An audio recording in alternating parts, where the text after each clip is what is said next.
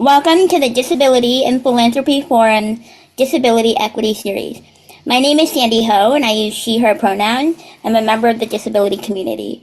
I'm also the executive director of the Disability and Philanthropy Forum, and I'm zooming into you today from the unceded territory of the Massachusetts, Wampanoag, and Pawtucket peoples.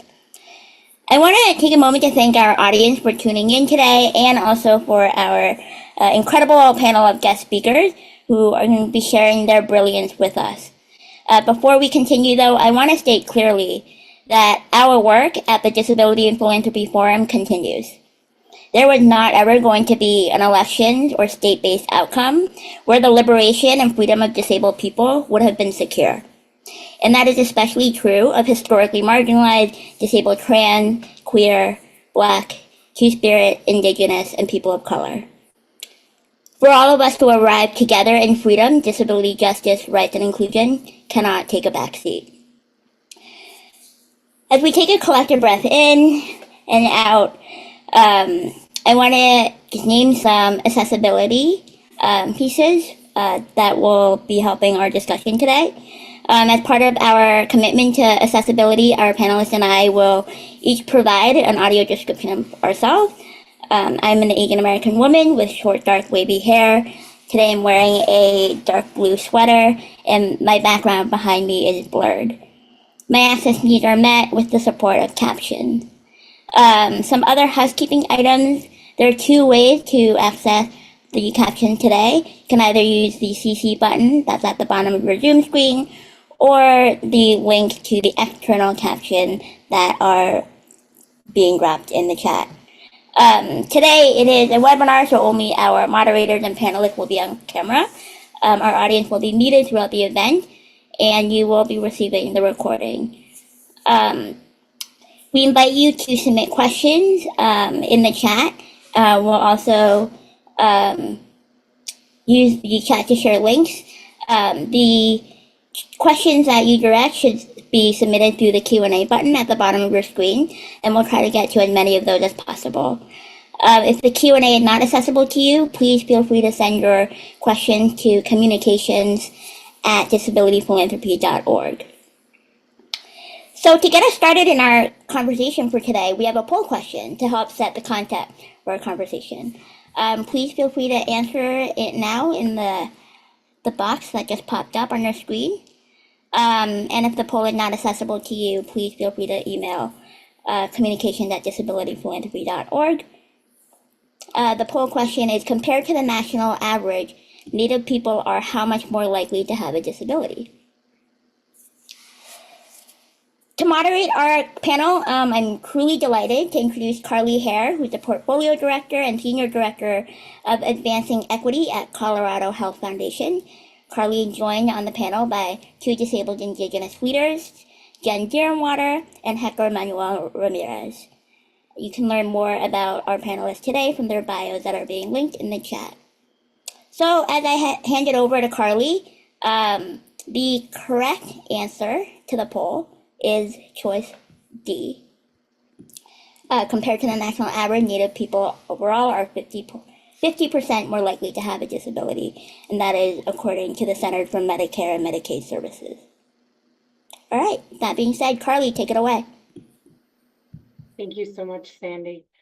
Noah Tatasa Carly Hare Tatasara Kiredehuda Chadix Pani Yankton. Hello, my name is Carly Hare. My Pawnee name is Kiredehuda Chadix. I'm a citizen of the Pawnee Nation, and I use she, her pronouns. I am a Native woman with chin-length hair, a black dress with woodlands, bright colored designs on it in front, and some beautiful dangly Dotilian earrings in front of a screen that also has a white screen with black lines and a flag of my nation, the Pawnee Nation behind me. Would like to open us, as Sandy did as well, with land acknowledgement. I am coming in from the traditional homelands of the Cheyenne and Arapaho peoples in the high plains of the Colorado, just north of Denver. We are excited to be here with you and to share this time with you, and I'm excited to be part of this conversation. It is a priority to think about how we serve our community and everyone in our community. And as the poll just showed us, we know Native people experience disability in higher rates. And so this conversation is very important and pressing, particularly this month as Native American Heritage Month. We hope you connect with our presenters and get a chance to learn more about where you may play a partnership role in this work. So let's begin by introducing our speakers. I'm excited to be joined by Deerinwater, who will join us on the screen in just a second, and Héctor Manuel Ramírez. Rather than hear their bios, which you have which you can which are located in the information materials, we're going to have them introduce themselves.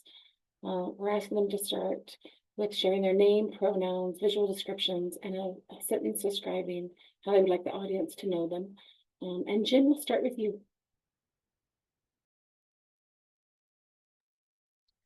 OCO, this is Jen Deerinwater. So I prefer to just be called Jen, but they, them pronouns is okay with me. So my visual description, I am a white-coated Native Two-Spirit woman. I say woman as a political category, not actually as my gender. I'm wearing glasses. I have brown hair that I'm wearing down at shoulder length. I have on a multicolored blue and tan sweater. I've got on dark blue lipstick, and I've got some photos on the walls behind me of different Native art. And one sentence about myself. Oh, yes, I'm on the Piscataway homelands. Sentence about myself. I'm trying to come up with something that you can't just read about me online. I guess I'll just go with something silly and personal. I have 3 cats, and I am wrapped around their little paws. And one of them refused to leave the room I'm in. So you may see a little black and white tuxedo cat with a red collar at some point today. And Héctor, please feel free to introduce yourself as well. Yes, this is Héctor. My camera is sold off, and I think that's perhaps a tech issue. But my name is Héctor Ramírez. Buenos días, everybody. I am a person with a disability. My pronouns are they, them. I have a variety of non-apparent disabilities, invisible disabilities, like myself on the screen right now. And I think as a person who is not apparently disabled is part of my identity. I am Chicago, Apache, and Mexican, and my family and I currently live here in the unceded ancestral lands of the Tatavian band of San Bernardino Mission Indians. I am a person with a disability, and I have been a disability rights advocate for most of my life. And I think that the sentence that would describe me is continuously growing. I'm getting older. Growing and getting older is different, and I'm glad to be doing both at the same time. But I'm growing, and I'm not sure into what, but it's a journey that I share with my family to support each other. I am not unlike most of my family members, and as a two-spirit disabled queer person, I tend to grow and create shade for other people in my family who are like me or have little pieces of me. And I'm glad to be here for the time that I'll be. And I think that's one of the things that I'm going to work on my camera right now. Thank you. Great, thank you so much. So we will begin with continuing that journey to learn more about this work and your work in this work and the connection to and the opportunity to engage the folks on this webinar around how disability presents and where there are opportunities to partner within Native communities. So we'll start with a question, and Jen, if I can start with you, on how has your personal story shaped how you navigate the world? Yeah, so I am a Cherokee Nation citizen. I am multiply disabled.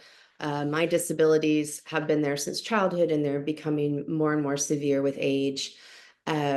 Once upon a time, I worked in music, I worked in politics, and now I'm in journalism and run a nonprofit. Um, I think that one of the biggest things that probably influences all of the work that I've done in my life, as well as just how I live my life in general, is that I've spent most of my life being the only one of something in the room, the only Native, the only disabled person. For many years, I was one of the only openly queer people, or one of the only bisexuals in the room. Um, all of the educational and professional programs that I had went through when I was younger, I was always supposed to have a mentor, but I never had one, because what I was always told is there's no one like you to mentor you. So many opportunities were just not given to me, plus just the pain and the erasure and all of the different forms of bigotry that come with always being the only one in the room, and being faced with either having to stay quiet and just swallow up abuse and let it eat me up inside, or make noise and make people angry and possibly not always be welcome in the room. I did the first for a long time, and that didn't work well. So now I'm doing the second. So yeah, I think that's the short answer that I can give y'all. Jen, thank you so much. And I love the thunder. I love the thunder you're bringing today and the thunder you're bringing into the world. Hector, let's hear about you and your personal story. Well, having been born in Mexico and moving around, I think, I by the time I was 40, I think we had moved like 30 times around. And I think realizing that home was still just my community, making community, being part of so many different communities really sometimes didn't feel at all like I belonged in any of them. But as a person with a disability, that was the one thing that I had in common with all of them. And I think as I've gotten older, uh, that for me has been the place where I really center my energy, and where I make space for my family. And I have done a lot of advocacy work throughout my life, nonprofits and research policy.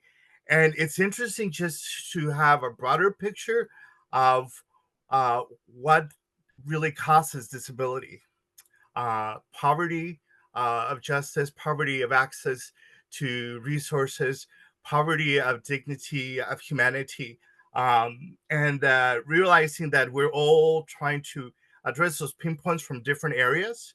And it's difficult. And I think now as I'm getting older, I'm focusing more on bringing all those other people to a more common space, just to survive. And I learned that through COVID, and definitely through our disability community and Native community. We had similar survival strategies. We looked at what had worked before. We recognized that we had to look out for each other. And It's been interesting to really join those two communities. Um, because the struggles are just so interconnected, and that's really what I have been focusing. And I wear a lot of different hats sometimes, and but I in real life I don't. I have just long hair, like my long hair. I sometimes wear a hat for it's sunny, but it's weird how to survive we have to wear so many different hats sometimes, and not just walk around being ourselves. And it's exhausting. And so I think just those are the things that I'm focusing on, how to move forward with the new challenges, because they're always there. They've always been there, especially for our communities. And it's it's an interesting journey, and I'm very glad to be sharing this space with all of you to do this. Thank you so much. You both spoke to this in that last question, but let's ground this for the audience, the importance of the conversation today. Why is it crucial to explore this intersection of disability and indigeneity? Hector, can you start? Yes, I think first of all, recognizing that we're all here in this nation in native land. It is an unsettled tragedy that disables us as people uh, living here. It sets the stage for how everybody else is treated. Um, as Native people, we have one of the highest rates of disability, and we are supposed to be the most resilient. We embody resilience because we have to, not because we are. It's part of our heritage, but it is a consequence of the environment. And it's a similar type of issue with disabilities. Disabilities is that one intersectional identity that runs across all gender, social, educational, cultural, even religious intersections. And even in academia and workplace, it impacts everything. And when I think of policy issues, I can link anything to disability, any topic. Throw me any topic, I can link it to disability rights. The same can be done for Native rights. Bring me any issue whatsoever, and we can link it to Native rights. It is that shared commonality that holds those through needs as actually being more valid than anything else. They are so intertwined, both as a cause and as a possible solution to healing, that I think many of us have been really struggling to really articulate in a non-clinical model. Many of us have mental illnesses because we go crazy with grief and racism and trauma. And it is not something that is part of our biology necessarily, but it's cause of the environment. The realities of who we are for our two spirits and trans communities who are now under so much stress, really sends a shimmer to how we cannot as a community still be who we are or try to reclaim who we are. So it is a constant struggle, but it is one that we not only share with the Native and the disability community, but we share with other groups. The most marginalized, the most neglected and scrutinized, we have those battles. And I think in this past couple of weeks, we have all become more aware of that common bond than before. The fear, the grief, the concerns are there, but also the activation, the call to action, the reminding folks that for us, this is still something that continues. And that has been giving people hope. That is giving people a reason to get up in the morning. And for me, advocacy has been medicine. And I think this is what we need for our community now, more than ever, as always. Thank you, Héctor. Jen, what are your thoughts to share? Well, first, I agree with everything Hector said. I was over here nodding my head yes emphatically. I think, in my own research, particularly just like Hector said, every issue is a Native issue, is a disabled issue, and so forth. Thinking about my own research, or looking at climate, environmental degradation, and Indigenous people on a global level, what I found was it wasn't just those of us considered American Indian and Alaskan Native here in the so-called US, but it's our relatives in so-called Australia, so-called Canada, and Aotearoa, known as New Zealand. Every single place I could find data, Indigenous people had the highest rates per capita of disabilities.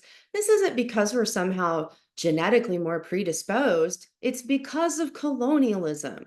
It's because of genocides that are still occurring to this day.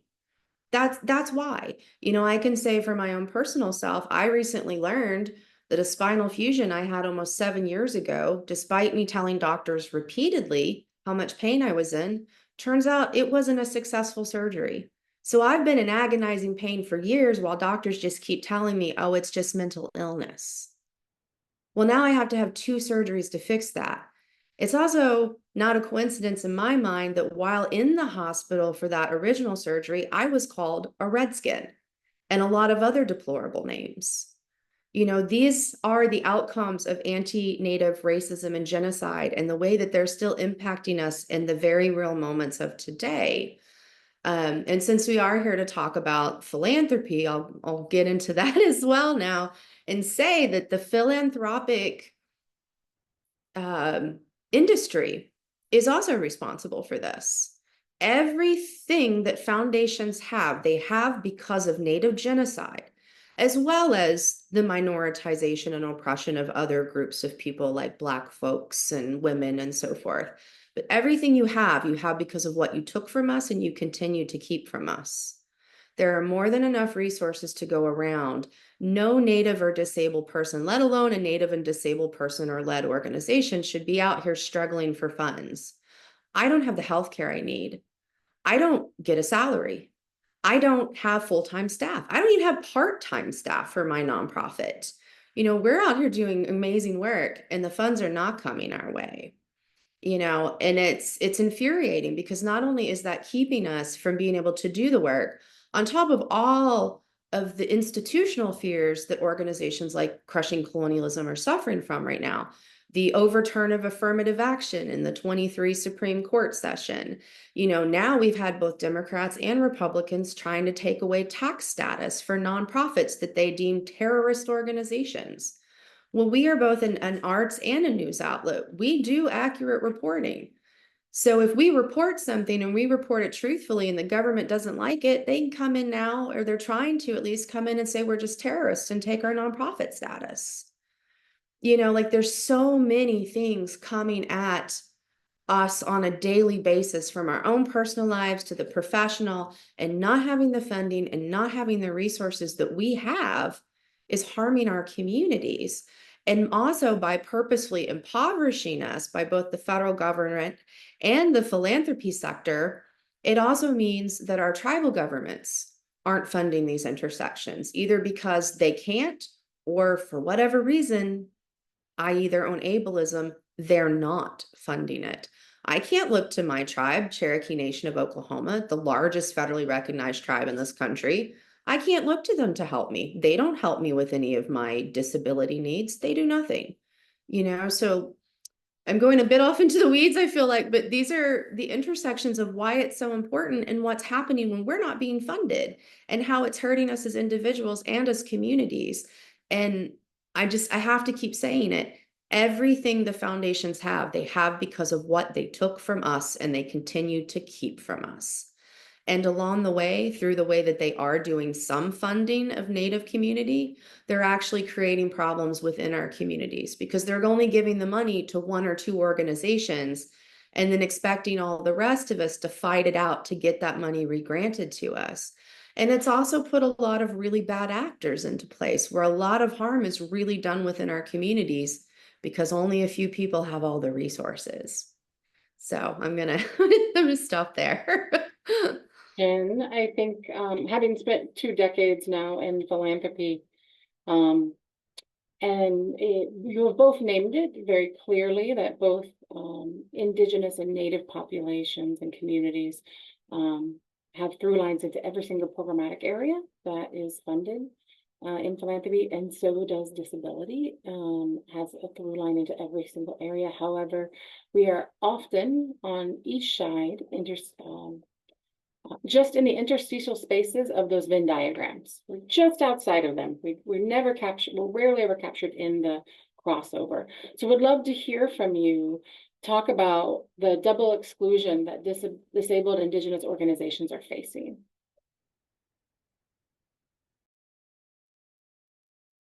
And so this is Hector. Can I answer? Yeah. And so advocacy comes in many ways.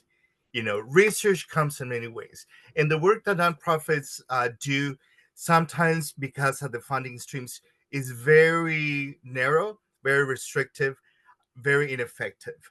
And oftentimes that lack of diversity in funding for advocacy or other types of nonprofit support that philanthropy can do is very limited compared to what happens in other sectors of their portfolios. So we oftentimes only provided the opportunity to do things in a very clinical manner under very strict parameters, utilizing data that is inaccessible or inaccurate. As we look right now, for example, at our electoral results, we know that having accurate data sources to really provide messages of our community that are truthful and accurate and valid are important. And unfortunately, some of those data sets are continuously farmed to send a very skewed message to the general public. But there are sometimes opportunity where we have been able to get work to try to fight that data invisibility that helps to contribute to the disparities of funding for our communities, uh, have given us a little bit of glimpse to advancing that work. But that has only been able to happen because of some of the work from some of our philanthropic partners that have oftentimes taken a risk or really, really having become committed to support our communities. That group of funders, it's very small, incredibly small at times, because they don't recognize the significant impact and well-being that our work will have, not just to environmental issues and women's issues, but health issues. For example, we at the Intertribal Disability Council got an opportunity to do a research project, in an indigenous manner, in a native manner. And It was a very interesting experience coming from California, where I work with larger budgets and incredible opportunities for research, to see how we had to, again, embody resilience even in this work that we did. Um, and it is very challenging because it taxes sometimes our hardworking people that come to the table, because we have to do everything, while trying to survive, while trying to keep our communities. And like Jen says, we are held at a different standard than the other recipient. And so it really has continued to put us on a different path that cannot continue. It's not sustainable for them, because the work that they're doing is just, it's not having that impact. But yet we see that our communities are really thriving with what we're doing. And so having to have that diversity is just going to be necessary moving forward. And realizing that at times, we really just have to look out for each other. And that in the disability community and the Native community is one of the things that we hope we can inspire in the philanthropic community, realizing that we are actually that connecting element. Like, instead of being outside of the Venn diagram, we're actually that interwoven element that connects everything together. And I think realizing that commonality is just so vital right now. Thank you, Héctor. Jen, anything else you would add in relationship to that double exclusion challenge? I feel like,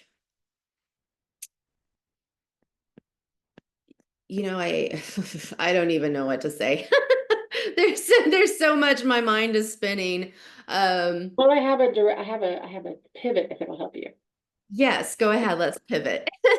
So you named some ongoing challenges and problematic tendencies that philanthropy has, but what would you suggest, as we think about the other side of that conversation? How can philanthropy engage in ethical, sustainable grant making with disabled Indigenous communities?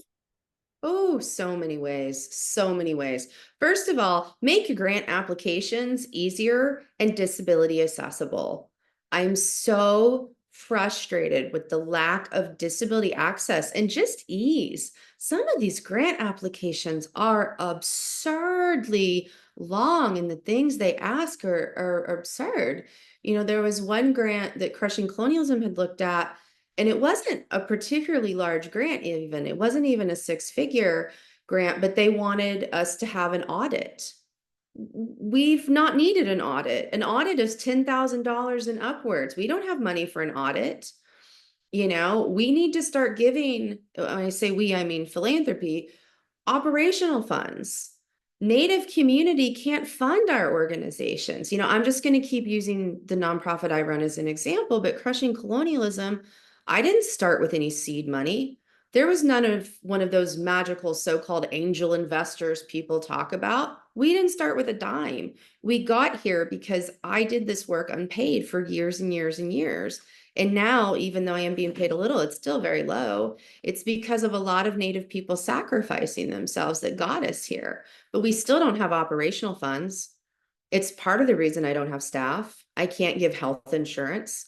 I can't give people paid time off. I can't do any of those things.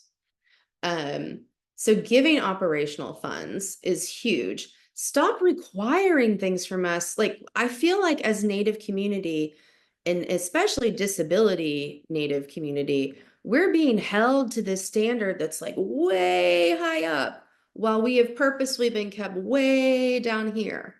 How am I supposed to get you an audit when Native community can't fund an audit and you don't want to pay for an audit? How am I supposed to do programming if I don't have staff because you don't want to pay for staff? You know, these things are absurd, and they keep minoritized and marginalized communities, particularly ones that are very small, like Native communities, and just don't have large populations, let alone wealth. They keep us down. They keep us in this place of oppression where we can't dig our way out. You know, so these are some examples of what I would like to see. I also really want to see philanthropy actually making long-lasting relationships with Native community. They need to start knowing who we are, and they need to start funding real Native people. Unfortunately, over the years, I've seen through fellowships and grants and stuff, pretendians, which means people who are not Native saying they're Native getting funding. That's really problematic. Like, who is on the backside making decisions about who gets grants, who gets fellowships, who's judging on those things? You know, do you have actual Native people here who are, you know, culturally a part of our tribes or enrolled in our tribes? And the answer is generally no, they don't. They don't know anything about us. They also, I find in some cases, there's been some expectations that all of the work we do and everything we do must be online and fully accessible for the entire world. Well, that's not always appropriate for Native people. I feel like there's just a cultural competency that I don't see there around working with Native and disabled people, let alone those of us that are both. And Hector has touched on this, but also we need to start thinking of disability funding as Native funding and Native funding as disability funding, and so on, queer funding, all of this, because last time I checked, we are all of those things. And so just because you have money put aside, oh, this is specifically for disability community. Well, crushing colonialism doesn't serve specifically disability community, but we're ran by almost entirely disabled Native people. And we go out of our ways to make sure that we stay rooted in disability justice, not just access, but justice. You know, so I think that these are just some of the problems I've seen and some of the things that could be done to make change and make this situation better for all of us. Great. I think that's a very valid point that I'm sure our co-sponsor Native Americans in Philanthropy and Disability and Philanthropy Forum would agree. The representation in the field is minimal for Indigenous folks and for people with disabilities, looking across both staffing positions and especially in board level positions and where we have the opportunity to direction and vision. Speaking of our co-hosts, Native Americans in Philanthropy, who I have a previous relationship to and with and continued to through today, they remind us that investing in Native peoples is always a solid investment. How does funding for the disabled Indigenous communities impact everyone? Hector, we'd love to hear your insight on that. It pays so much. It's so much. It's unbelievably rich, and it's unrecognized because I think people have always benefited from it, always enjoyed it. The air, the water, the land that they step in, first of all, is part of that. But then it's also, you know, the opportunity that the work that we bring does to philanthropy work. Philanthropy, as we know, is created out of wealth that is that comes with blood at times in it.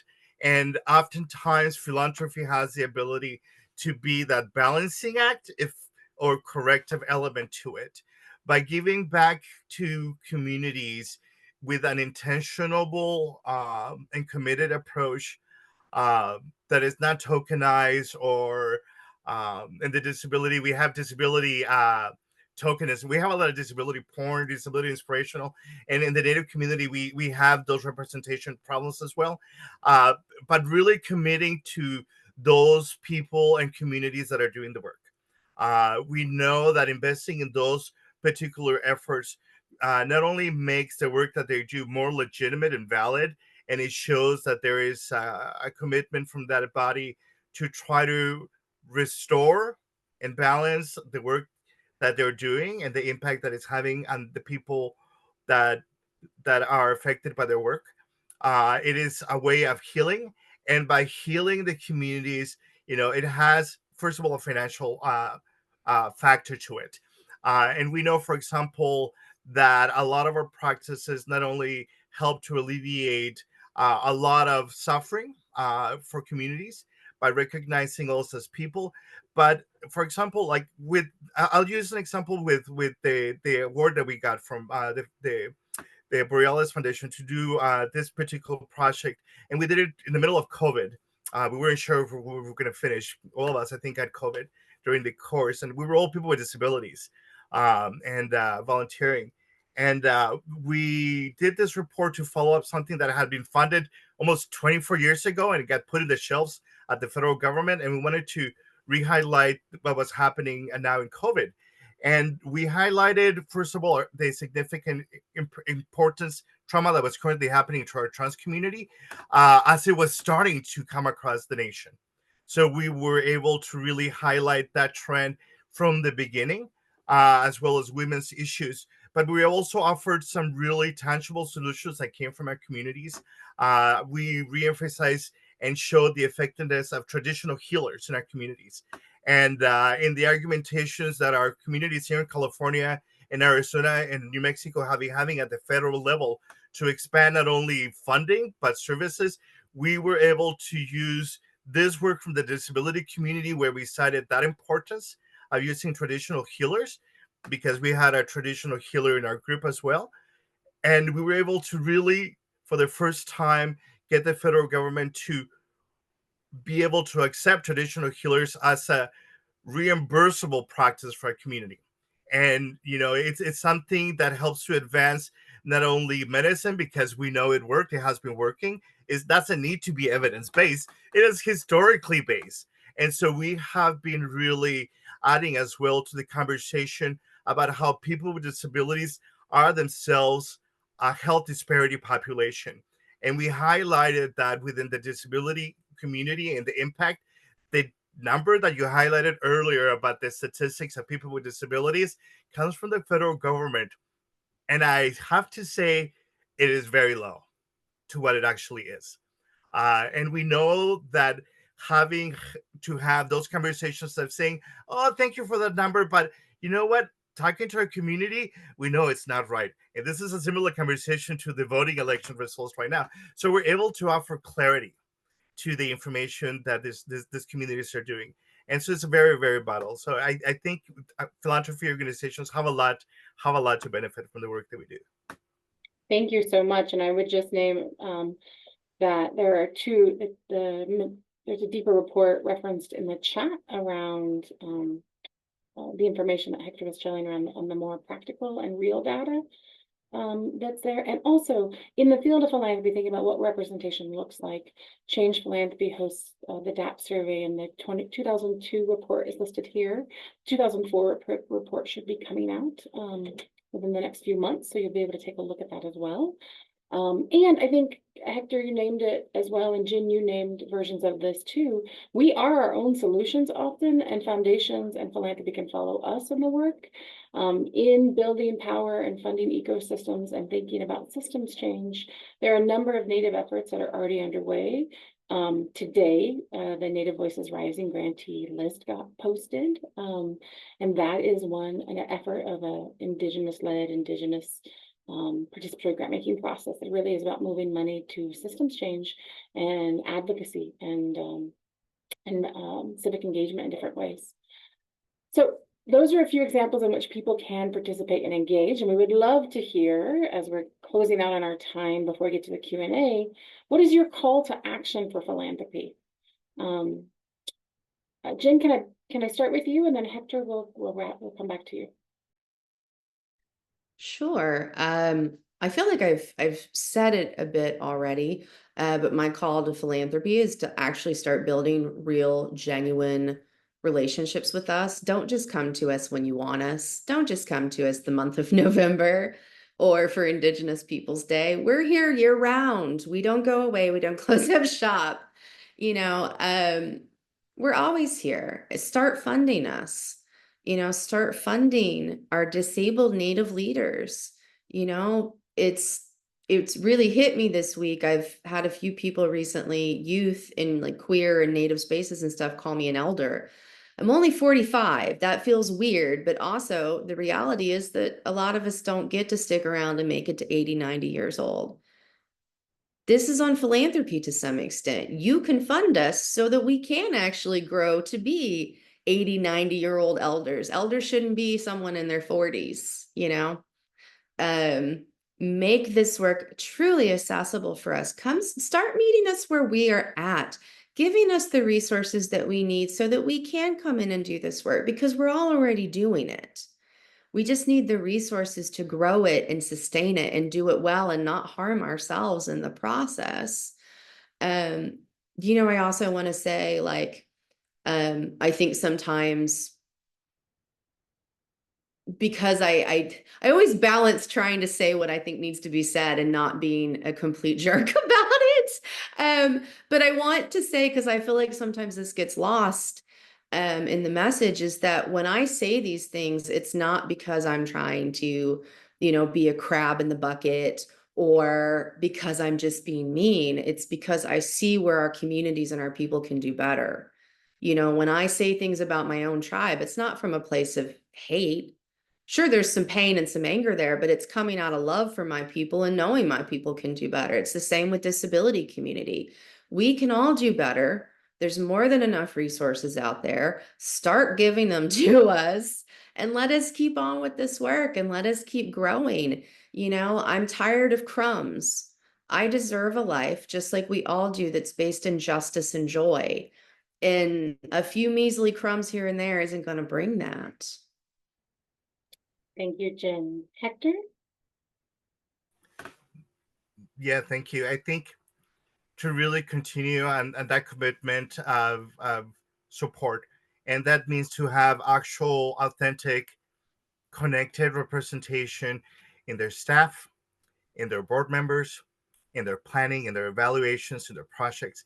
It's to have that equitable approach to their intentions, to really be intentional about not only supporting Native projects, but Native nonprofit organizations and Native philanthropy also. It also exists. Native philanthropy exists. It's not something that has to be created. It's already here. So definitely partnering with those Native philanthropic organizations that are doing the work. And I'm thinking definitely our hosts, and also, for example, of the, Illuminative in California. We have a lot of philanthropic work happening in Native country, which happens to be where everybody lives.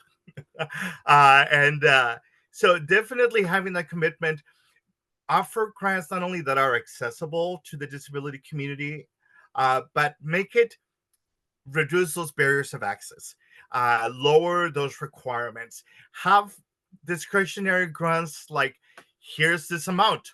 What do you want to do with it? There you go. Like that, just like that, when people go outside and they walk and they breathe the air and they drink the water and they feel the ground, they don't ask us for permission. They don't ask us for nothing. Have that respect for us. Give us back those resources that have allowed you to thrive, so that our communities can continue to thrive along with you in this journey. It is a long journey. It is a long game. And you know what? Our communities embodied resilience. We have been here for a long, long time. There's a lot you could learn from this. There's a lot we could all learn from this. And I think that's the benefit. That's the recommendation that I have for philanthropy. And that's actually my elevator speech, by the way. Thank you. I think there's a couple through lines between both Jen's call to action and Hector's call to action around how philanthropy itself can learn from Indigenous communities, from collective tribal communities and connections in ways that philanthropy really needs to be steeped in reciprocity. And we think about philanthropy in a very one-sided, one-directional way often, and our communities and our organizations and our orientation and our humanity is, from an Indigenous perspective, is connected in multi-directional ways. We are bringing the things. Years ago, we tried to start a hashtag, which I'm going to draw back into the chat, that hashtag, we are the original philanthropists, Indigenous people, in the way we care for community and the way that our traditional value systems are practiced, even contemporary places, are about the care and connection of our people and the care of connection of ourselves. So just asking philanthropy to call into that and recognize that in different ways would be wonderful. So we want to hear from some of the questions that have come up from our audience and from our attendees today, and really just thinking about one I call in is, what examples of non-philanthropic models of support exist in Indigenous spaces that might be used to improve or replace philanthropic models of support? So mutual aid pops to my mind right away, and traditional community exchanges, but Hector, Jen, what would you share on that?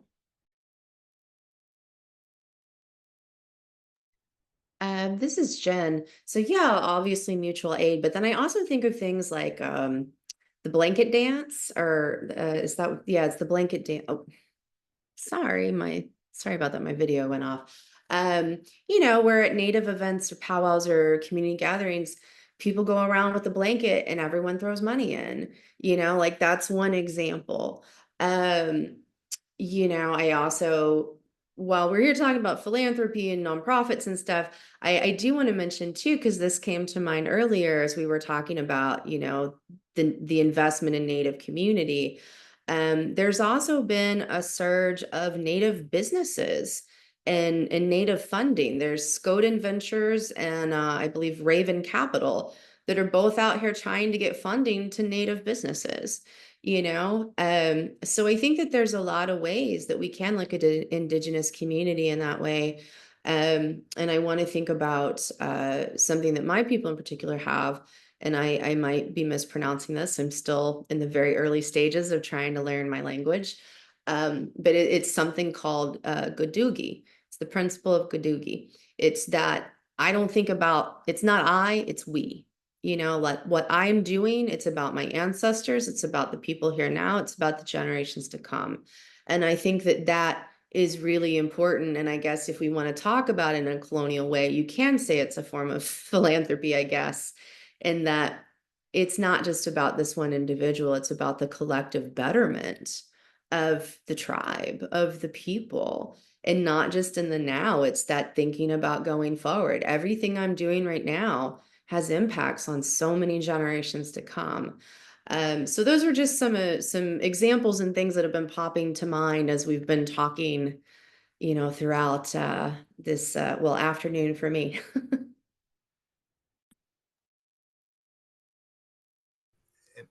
This is Héctor. Everything about philanthropy really has, in many ways, originated from our communities. Showing up for community, most importantly, in whatever way possible, is what we do. And when we can, showing up for family, being there, it's definitely.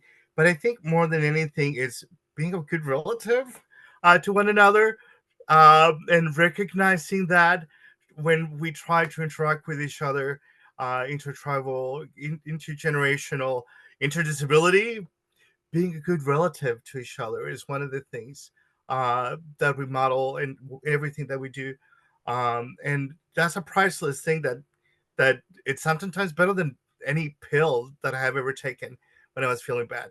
And it's sometimes hard to have hard conversations or to go into difficult spaces, but oftentimes for us, that is not the case. I am always amazed and really humble to just see the diversity of tribal nations across this lands and the way in which they model philanthropy and generosity in so many unique different ways, so many distinct different manners and opportunities for not only all of us to learn, but for philanthropy to learn. They have so much more to learn. So I don't want to give anything away. Reach out to tribal nations, reach out to tribal organizations, and listen and hear and watch what they do and see how much of that you're not already doing by a different name, but how much you can still do by the name of what we already do. Thank you, Hector. That's beautiful. And I would continue that challenge of reaching out and continue to reach out. There's been a lot of trauma that has been impacted, and that philanthropy has a role in Native communities and tribal communities and Native organizations. So you will be it is not necessarily what you expect, but there is some collective healing that when you reach out to Native and tribal communities, that keep showing up. We've been harmed, and we've been hurt. And to one of Jen's earlier point, we're often allowed a very small subsegment of the funding that's available, and it becomes very competitive. And in some communities, we decide that for ourselves. We decide who's going to apply for what, so that the funder doesn't make that decision about us in ways, and that is survival mechanisms that we have developed. So thinking about how philanthropy can be better at being in relationship and partnership with us, and that's showing up. Even if you get a mad mug from us for a while, keep showing up. Another question that came up for us, and we have probably time for maybe two more questions. And this is great because you've both mentioned this in your conversation. What gaps in research methodology and or philosophy exist in disability studies from an Indigenous perspective? Where are we getting it wrong? Where are we falling into those traps? This is Jen. I think I would start by saying Native people aren't in those spaces. We're not the ones doing the research. We're not the ones designing the research. In many cases, I don't want to say we're not ever, but in many cases, we're not welcome in these disability spaces in the ways that we should be. Back in sort of the earlier days than COVID, because COVID is not over. We're still very much in this, and many of us are still living in fear of it. But in the earlier days when the CDC director made some comment about how it was, I believe her words were encouraging that it was only people with co-occurring health issues that were getting sick and dying. The disability community, rightfully so, got very angry. Some folks arranged a call with the CDC, but was there a single Native on the call? No, we weren't invited. We weren't welcome. When the disability community had calls with Elizabeth Warren years ago when she was running for president, were we welcome on those calls? No. So these are some areas where we're not being included. And where I do see some inclusion, there is some inclusion happening, particularly in disability justice spaces. Huge shout out to my disability justice fam. They're amazing. But there's still only a couple of us that get called into these spaces, which is why I keep saying build relationships. I'm always honored to be invited and to be in these spaces, but I don't want to be the only one being heard. You know, there's definitely plenty of disabled Native folks out here. Start building those relationships. And it might take some time to do that. We have so much trauma. We're not going to necessarily trust you right out the gate. You know, so like you had kind of said, Carly, we may mean mug you for a while, but if you keep showing up and you're doing it in a good way, eventually we'll know you're really here for us. Yeah, so I think that's kind of where I look at disability stuff and we're just always excluded. We're excluded from data, and when data's collected, it's always inaccurate. They don't even know who Native people are, not to get lost in the weeds, but all this Native polling data around who voted for what part, you know, which presidential candidate was so inaccurate. They didn't actually poll any real Native people. So these are just kind of examples that I see over and over again. And I also, I had a thought earlier while Héctor was talking, thinking about like ways in which we do philanthropy in Native communities. Standing Rock and the No Dapple movement came to mind. We had some relatives literally hitchhiking to get their way to that reservation because our relatives up there put the call out and said, please come stand with us. We had relatives come all the way from Aotearoa and come into Oaxaca. We had relatives from the Sami relatives from like the Nordic areas come. Our tribal government supported. I know my tribe sent firewood. You know, like these are ways of reciprocity. And I guess you could also call philanthropy that we're just doing. We're not requiring a grant application. We're just doing it because really when our people say we need help, we're supposed to show up, and we do show up. So I'm gonna stop and kick it over to Héctor because I know we're running out of time. No, this is Hector. Yeah, definitely agree with what everything's been said about this topic.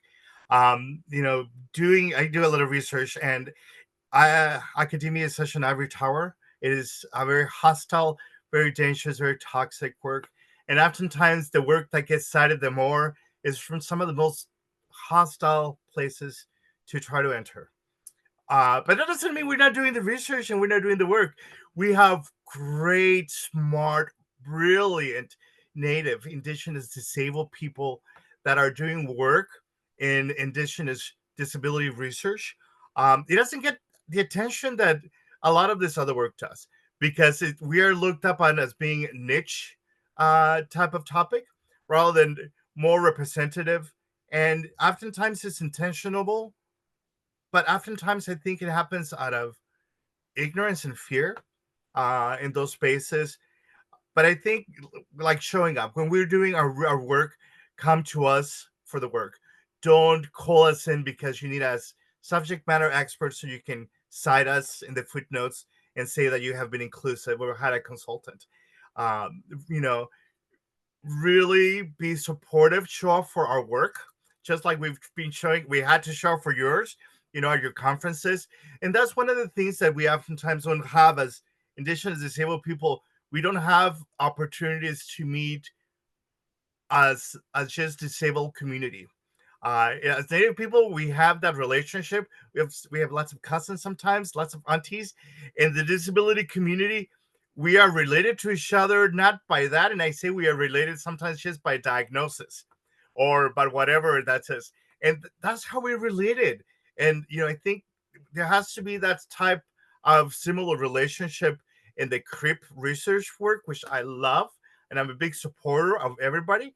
But it really does have to sometimes contend with itself with this particular issue of inclusivity as it moves forward.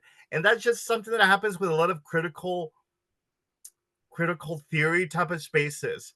They end up sometimes putting our communities as just neat subjects, as afterthoughts, and it isn't. And that's a mistake that happens a lot. And as a result, you know, methods are obviously wrong, results are unrepresented, and the information is just not both accurate and healthy. It sends the wrong message to people. And that's something that really both academia and researchers need to tackle as well, just as we're trying to do it in the philanthropy space. We're still very underrepresented in a lot of our STEM fields. We have great work happening in Native community to increase that visibility. which I think is fantastic. But I think we also need to support intersectionality in those spaces, make sure that people with disabilities, women, trans, elders are going into those spaces that are becoming more safer for us to go into. But that's the work that I think philanthropy can also support. We have a lot of work to do. Show up for us like we do for you. Thank you so much, Héctor, and Jen, Carly for moderating, and everyone for joining us today. Since we are at time, we will wrap now, but the feedback survey for this webinar is in the chat, and everyone will receive both a recording of this webinar and links to all of the amazing resources that Jen and Héctor shared during this webinar. Thank you so much, and have a great rest of your day.